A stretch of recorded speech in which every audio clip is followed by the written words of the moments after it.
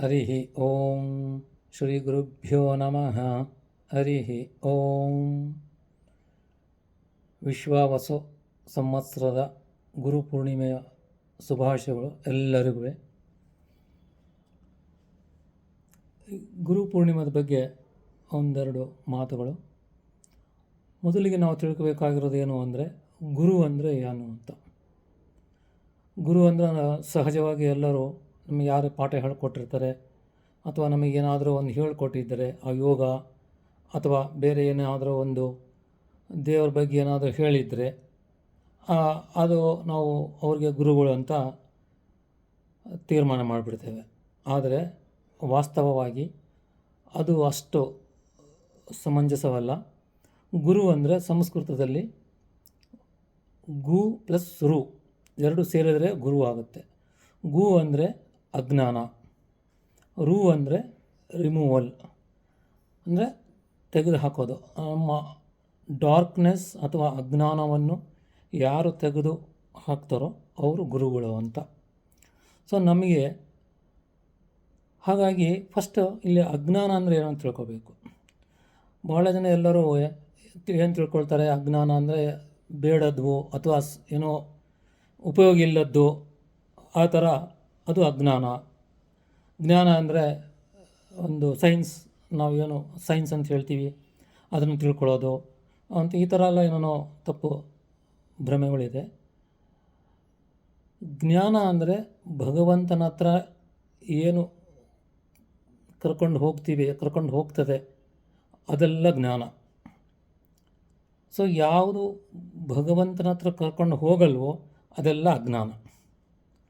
So ಹಾಗಾಗಿ ಅಜ್ಞಾನ ಅಂದರೆ you can say even material related knowledge ಅಂತಲೂ ಹೇಳ್ಬೋದು. ಈಗ ಎಕ್ಸಾಂಪಲ್ ಏನಂದರೆ, ಜ್ಞಾನ ಅಂದರೆ ಭಗವಂತನ ಹತ್ರ ಕರ್ಕೊಂಡು ಹೋಗೋದು. ಏನು ಭಗವಂತ ಅಂದರೆ ಏನು, ಭಗವಂತನ ದರ್ಶನ ಹೇಗೆ ಪಡಿಬೇಕು, ಅದರಲ್ಲಿ ಎಷ್ಟು ಮಾರ್ಗಗಳಿದ್ದಾವೆ ಭಗವಂತನ ಹತ್ರ ಹೋಗಲಿಕ್ಕೆ. ನಾವೇನಂತೀವಿ, ಡಿವೈನ್ ಅಂತೀವಿ, ಮೈಟಿ, ಆಲ್ ಮೈಟಿ ಅಂತ ಹೇಳ್ತೀವಿ. ಸೊ ಇದು ನಮಗೆ ಹೇಗೆ ಮುಟ್ಟೋದಕ್ಕೆ ಸಾಧ್ಯ, ಎಕ್ಸ್ಪೀರಿಯನ್ಸು ಹೇಗೆ ಮಾಡ್ಕೋಬೋದು, ಇದೆಲ್ಲ ತಿಳಿಸ್ಕೊಡೋಂಥದ್ದೆಲ್ಲ ಜ್ಞಾನ. ಇದು ಬಿಟ್ಟು ಅಜ್ಞಾನ. ಅಂದರೆ ಸಂಸ್ಕೃತದಲ್ಲಿ ಅಲ್ಲ ಅಥವಾ ಇಲ್ಲ ಅಂತ. ಸೊ ಇದು ಬಿಟ್ಟು ಜ್ಞಾನ ಬಿಟ್ಟು ಉಳಿದಿದ್ದೆಲ್ಲ ಅಜ್ಞಾನ ಅಂತ. ಸೊ ಹಾಗಾಗಿ ಅಜ್ಞಾನ ಅಂದರೆ ಎಲ್ಲವನ್ನು ಮೆಟೀರಿಯಲ್ ಲೈಫ್. ಈಗ ಎಕ್ಸಾಂಪಲ್ ಅಂದರೆ, ಈಗ science, physics, chemistry, maths, biology, history, economics, ಇದೆಲ್ಲ ನಮಗೆ ಏನು ತಿಳಿಸ್ತಾರೆ ಅಥವಾ ತಿಳಿಯಲ್ಪಡುತ್ತದೆ, ಅವೆಲ್ಲವೂ ಅಜ್ಞಾನ ಅಂತಲೇ ಹೇಳಬೇಕು, ಮೆಟೀರಿಯಲ್ ಲೈಫ್. ಸೊ ಒಂದು material life related things knowledge is called ಅಜ್ಞಾನ. ಇನ್ನೂ ಒಂದು ಭಗವಂತನ ಬಗ್ಗೆ ತಿಳ್ಕೊಳ್ಳೋದು ಅಥವಾ ಅಲ್ಲಿ ಕರ್ಕೊಂಡು ಹೋಗೋದಕ್ಕೆ ಏನು ನಮಗೆ ಸಾಧನೆಗಳುಂಟು ಅವೆಲ್ಲವೂ ಜ್ಞಾನ ಅಂತ. ಇದನ್ನು ನಾವು ಸರಿಯಾಗಿ ತಿಳ್ಕೊಂಡ್ರೆ ನಾವು ಗೊತ್ತಾಗುತ್ತೆ ಯಾರನ್ನ ನಾವು ಗುರುಗಳು ಅಂತ ಕರೀಬೇಕು ಅಂಥೇಳಿ. ಸೊ ನಾವು ಚಿಕ್ಕವ್ರನ್ನೆಲ್ಲರೂ ಗುರುಗಳು ಅಂತ ಕರಿತೀವಿ. ಅದು ಗುರುದು ರಿಯಲ್ ಮೀನಿಂಗೇ ಹೋಗ್ಬಿಟ್ಟಿದೆ.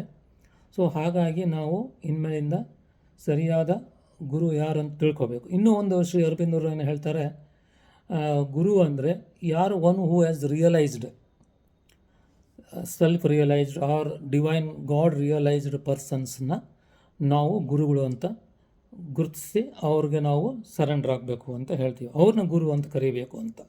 ನಾವು 4 ಭಗವದ್ಗೀತೆಗೆ ನಾನು ಯೋಗ ಮಾಸ್ಟರ್ ಇದ್ದೀನಿ, ನಾನು ಯಾವತ್ತೂ ಯೋಗ ಗುರು ಅಂತ ಹೇಳ್ಕೊಳ್ಳಲ್ಲ, ಸರಿನಾ? ಸೊ ಯೋಗ ಏನೋ ನಾವು ಯೋಗ ಕಲ್ತ್ಕೊಂಡಿದ್ದೀವಿ, ಸೂರ್ಯ ನಮಸ್ಕಾರ, ಆಸನಗಳು, ಧ್ಯಾನ, ಪ್ರಾಣಾಯಾಮ, ನಾವು ಏನು ಕಲ್ತ್ಕೊಂಡಿದ್ದೀವೋ ಇನ್ನೊಬ್ರಿಗೆ ಹೇಳ್ಕೊಡ್ತೀವಿ. ಹಾಗಂದು ಮಾತ್ರಕ್ಕೆ ನಾನು ಗುರು ಆಗಲ್ಲ, ಗೊತ್ತಾಯ್ತಾ? ಸೊ ಹಾಗಾಗಿ ನನಗೆ ಎಲ್ಲಿ ಹೋದರೂ ನನ್ನ ಗುರು ಅಂತ ಕರಿಬೇಡಿ ಅಂತ ಹೇಳ್ತೇನೆ. ಯೋಗ ಮಾಸ್ಟರು, ಟೀಚರು ಅಥವಾ ಮಾಸ್ತರ್ ಅಂತ ಕರೀರಿ ಅಂತ ಅಷ್ಟೇ ಹೇಳ್ತೇನೆ.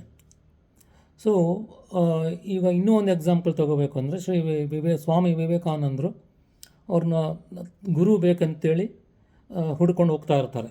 ಎಷ್ಟೋ ಜನ ಸಿಗ್ತಾರೆ, ಎಷ್ಟೋ ಗುರುಗಳು. ಅವ್ರನ್ನ ಹೋಗಿ ಕೇಳ್ತಾರೆ. ಫಸ್ಟ್ ಕ್ವಶ್ನ್ ಅವ್ರು ಕೇಳೋದು ಅವರಿಗೆ, ನೀವು ದೇವರನ್ನು ಕಂಡೀರಾ ಅಂತ.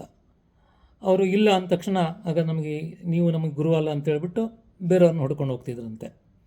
ಹಾಗೆ ಹುಡ್ಕೊಂಡು ಹೋಗ್ಬೇಕಾದಾಗ ಕೊನೆಗೆ ಅವ್ರಿಗೆ ರಾಮಕೃಷ್ಣ ಪರಮಹಂಸರು ಸಿಗ್ತಾರೆ. ಸಿಕ್ಕಾಗ ಅವ್ರ ಹತ್ರ ಕೇಳ್ತಾರೆ, ನೀವು ದೇವರ ದರ್ಶನ ಮಾಡಿದ್ದೀರಾ, ದೇವರನ್ನು ಕಂಡಿದ್ದೀರಾ ಅಂತೇಳಿ. ಅವರು ರಾಮಕೃಷ್ಣ ಪರಮಹಂಸರು ಎಸ್ ನಾನು ಕಂಡೀನಿ ಅಂತಾರೆ, ನಮಗೆ ತೋರಿಸಿ ಅಂತಾರೆ.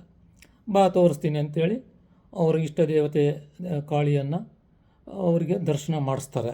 ಇದು ಕಥೆಯಲ್ಲಿ ಬರುತ್ತೆ, ಇತಿಹಾಸದಲ್ಲಿ ಬರುತ್ತೆ. ನಾವು ಅದು ರೀಸೆಂಟ್ಲಿ ನಮಗೆ ಸ್ವಾಮಿ ವಿವೇಕಾನಂದರದು ಅವ್ರದ್ದು ಜೀವನ ಚರಿತ್ರೆಯೆಲ್ಲ ನಾವು ಓದಿದ್ದೀವಿ, ಗೊತ್ತಿದೆ. ಸೊ ಹಾಗಾಗಿ ಅವಾಗ ಅವರು ಸ್ವಾಮಿ ವಿವೇಕಾನಂದ ರಾಮಕೃಷ್ಣ ಪರಮಹಂಸರನ್ನ ಗುರು ಅಂತೇಳಿ ಅಕ್ಸೆಪ್ಟ್ ಮಾಡಿಕೊಂಡು ಅವರನ್ನು ಗುರು ಅಂತ ಕರೀತಾರೆ. ಸೊ ಹಾಗಾಗಿ ನಾವು ಈ ಗುರು ಪೂರ್ಣಿಮಾ ದಿವಸ ನಾವು ಸರಿಯಾದ ಗುರು ಅನ್ನೋ ಶಬ್ದವನ್ನು ಅರ್ಥ ಮಾಡ್ಕೊಂಡೀವಿ ಅಂತ ಅಂದ್ಕೊತೀನಿ.